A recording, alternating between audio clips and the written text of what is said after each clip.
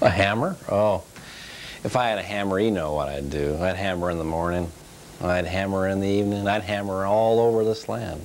But you know, one thing for certain, if I had a hammer, I'd probably have to say that, you know, also it depends on whether it's my hammer or my father's hammer, or my father's father's hammer.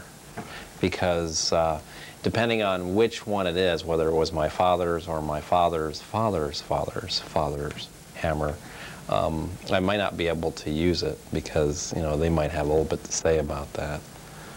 And that's how I feel about that. Do they pass down your hammers from generation to generation? Yeah, our hammer was passed on generationally.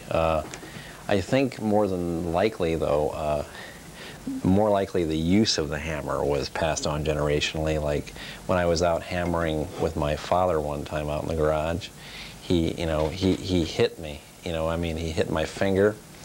And the thing about that was, man, that really, really hurt, you know. And my dad, you know, he used to say something to me that I always remember to this day. He used to say, "Kevin, would you get the hell out of my way?" That's what he used to say to me, and I used to hurt my feelings, you know, especially when he was using that hammer. And the way I look at it is probably his grandfather said the same thing to him, and that's probably how he justified saying it to me.